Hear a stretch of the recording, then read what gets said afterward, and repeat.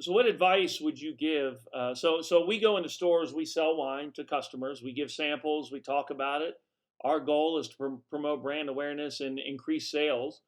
If you had a group of people who were doing that in front of you, what advice would you give them when it comes to trying to sell wine to the public? Maybe, I guess it would be a two-part question. One, when it comes to communicating to the public, what advice would you give anybody selling wine? And then two, what advice would you give when it comes to selling wines that are maybe less familiar, like a Sancerre or like a Mouvedre or something like that? So let's say, well, basically, the first advice I would give always is, and it kind of ties back to what I was saying earlier. I think we have an assumption that people know what they like and people don't know what they like, and the people are too sure of themselves as to what they like and what they don't like. So the best thing to do is to ask them questions, and kind of figure out, hey, if you're going to drink a white wine, what would you drink? What's the type of style of wine that you like, and what do you think you don't like? Now, if you have six bottles on the table, I mean, really, there's no harm in just trying to run them through and say, hey, this is what you like. And I think, in your particular case, it's nonchalantly trying to make it as pleasantly of an experience as it possibly can be, and kind of explaining the different characteristics of the wines that you're basically promoting at the moment, and trying to get as many people to try it. Now, and then, they'll know if they like it, and then they'll know if they don't like it, and then the price is there. So it's more informative in that particular case. I think if you're in the case of being a retail store and you have somebody comes into the store and says, "Well, I want a really good wine to go with my shrimp or anything like that," and so then you have to ask them the question of, well, what's the type of wines that you drink, and this is why. What are some of the wines you don't like, and then you kind of get a frame of mind of where you can orient them. And there's 20 million options as far as that's concerned. Mm. So that's what I would say. Like, you have to assume that the consumers don't know that much about what why they like something and why not, and where to go from there. So opening the avenues as to where they can explore, because wine is so much different than beer. It has that sense of identity that cannot be replicated, right? So you're bound to have like a very fragmented market with a ton of different options from tons of different regions, none of which are unlimited in terms of their the quantity of production. So from there, like, why stick in just one category? So you're just kind of trying to open their minds and show them that there's some things that they don't know and it could be interesting. And God forbid if there's a few of the bottles that you have on the table that they feel the price point is perfect and the quality is great and they want to have it again and they want to take one home, jump done. Yes, yes, yes. Yeah, well, I have found also that a lot of people have trouble explaining what they like, or they incorrectly describe it. Take, for example, fruit versus sweet. I have found most of the time when somebody wants something fruit forward, they say, "Oh, I want something sweet." But in the wine world, sweet and fruit forward are two different things. Now, if there's enough fruit, yeah, it will have a bit of a sweetness. But in the wine world, when you say I want something sweet, at least I think for most people, the first thing you would think of is, "Oh, I want Moscato." But that's what I think of when somebody says sweet, um, as opposed to say I want some wine with some fruit. Right. And I've had that quite a bit. I was doing dry Rieslings from Alsace, and I was doing those tastings in Fort Worth. I remember, a number of years ago, and every single one of the customers they came by and it's like, "Oh my God, it's so sweet."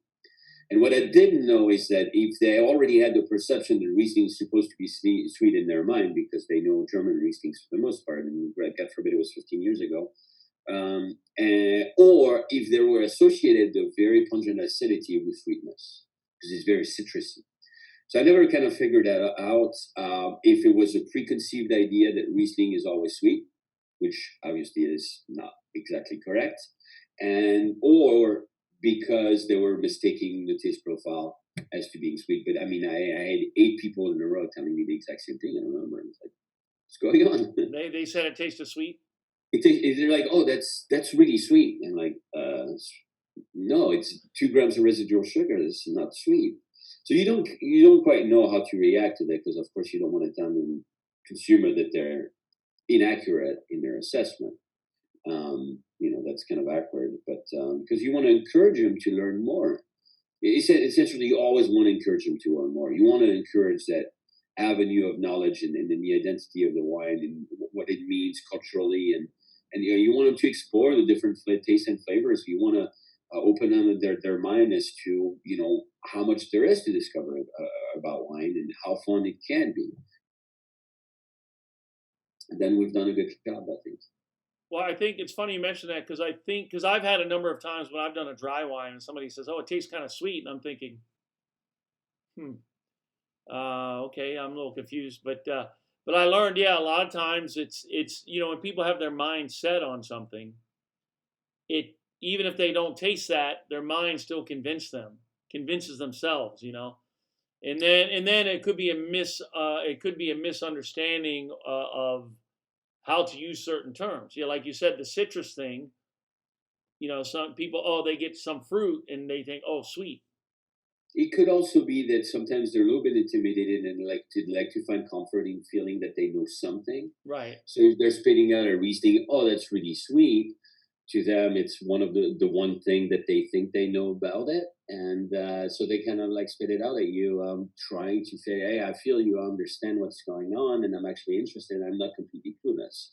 In that particular case, it may have backfired a bit, but it's not like I'm. It's not like we're here to judge people or anything like that. We're just trying to help them kind of surf their. I try to politely, if I have a dry wine, I'll say, well, here, this is a dry whatever. It has less than whatever percent sugar, but you will get a little bit of citrus. I try to put it like that. And then hopefully that starts a dialogue. So when they taste it, say, well, that tastes kind of sweet. I'll say, well, you know what? That might be because you're getting the citrus. This way it's presented in a way where they don't feel like they're kind of being, corrected like a school, like a child in the classroom. Well, so the dream of every winemaker is to make his wine taste sweeter than it actually is, even though it's dry, has Oh, very really? round and nice flavors. Not really sweeter, but has a full flavor. So you want a dry wine to have a full flavor and taste like it's well rounded, Wow. even though it's sweet and it's got body texture and weight. And every sweet guy wants his sweet wine to taste not as soapy and have a structural acidity Mm. to keep it fresh to where it's more, it doesn't taste as sweet as it actually is. So I think because you always want to find that balance and the equilibrium in the taste profile of the wine to where it's harmonious. You never want the sweetness to just sit there and stick on your tongue, and you don't want it to be so dry to where you actually it has no flavor, and the sweetness sometimes masks a little bit of minor defects. Basically, it's super bone dry wine. It's got nothing to hide anything out. I think that's very, very face value. So, um, but you do want to have some flavors. You do want to have some texture. You do want to have some complexity. So, yeah, both of them are kind of shooting for their wines to not taste super dry, and even though it is, and the sweet wines not to be like super sweet, even though it is. Okay. Yeah. So if you please explain to us what a wine broker is, what you do, and how does one become a wine broker? So I think there's multiple kinds of brokers. So I use broker myself for my national importation situation, where they're essentially regional managers, but they're working with other portfolios than just mine. Um, and so basically, what it means is that they're gonna sell to distributors around the country and get a cut of it. In my particular case, I'm a national broker for a couple of wineries, and what they do is they import themselves on the U.S. market. So they have their warehouse in the U.S., and I just manage all their distribution channels in the same way that I'm managing the company. The essential difference is that I'm commissioned on the sales instead of buying and reselling, essentially. But it's the same kind of marketing approach, managing the distributor, trying to manage a sales program, trying to train the sales staff, and so on, and develop as many sales as I possibly can. So, but I still manage all their distribution and their importation and all that stuff, and manage the sales essentially the same way. Except I'm not responsible for the inventory. I'm not responsible for buying and reselling. I started with the brokering situation at first. I was already working with those wineries, and then I added on the buying and reselling arm probably about 3 years ago. And because of this French wine tariff of 25% on French wines with the alcohol percentage of 14% or more, right? So yeah, you want to put it at 14.5%. You're getting into the dessert wine category, which is very arbitrary, according to the Trucks and Trade Bureau. And under 14%, basically up to 14.5, your table wine. However, you want to be around 14.1%. Um, and I have some producers that basically fit into those criteria. We ask them for the analysis to make sure we're fully compliant with the with customs and taxation. And what it does essentially, and that's, I think that's the scariest part, is just it taps your cash flow, because now all of a sudden, 25% of the declared value coming through customs, you have to pay it immediately, despite the terms of payment. So this was something that we were not prepared to do initially, Oh. and that's not how we had done our cash flow analysis. So it's essentially kind of revisiting the way we handle business. And so you said because of these tariffs, it dropped French wine imports of 14% alcohol or more down 45%. So I think overall French wine are way below. I have 45% down, not necessarily the ones that are, I Just mean, overall. that doesn't discriminate to whether or not they're above or below 14%. So Albarino is a category that's already pretty well established. So Albarino was pretty hot 5 years ago. It's still really hot, and I don't know that it's that much of a growing category. And Mouvedre, on the other hand, is a lesser known grape or a blending grape that you might not have the same cachet, and the end consumers don't know as well. So I'd say you probably treat them totally differently, but you would look in an Albarino, if you wanted to get into a cluster category and try to steal market shares from what's already out there, you have no chance until you go in there with the supreme packaging, a great price, and a fantastic product, right? So you're gonna have, between those three things, you're gonna have to have at least two of them that are significantly better than with your main competitors on the market, or you stay home, or you just kind of go in there and try to play around, but you won't have any significance. With Mouvedre in a category that's not exactly established, you could possibly get the interest of people that are not used to seeing that. You always have those retail stores that are doing that, though I don't think that they're doing it as much, because making replacements at the moment has become very difficult and expensive. But Mouvedre, you would want to go approach it more as an anomaly and a uniqueness and a little bit of a rarity, and kind of take it from there. But you equally have to have something to where it's like, instead of buying Cabernet Sauvignon, I look into the wine list, and you're bringing the restaurants. But like when I used to go to restaurants a bit, when we could, I used to go in the wine list, and I would look into the wine list and find the wines that I just don't feel belong there. Like if you have a Georgia wine, or a Lebanese wine that's on the wine list of an Italian restaurant, or a Greek wine for that matter, and you're like, what the hell is it doing there? And why did anybody want to put it on there? And you think about it, and me for my geeky side, I guess I would be like, somebody might have tasted that wine at some point and thought, you know what, I don't know how the hell it fits with any of what I'm doing, but it's so good that I just have to have it.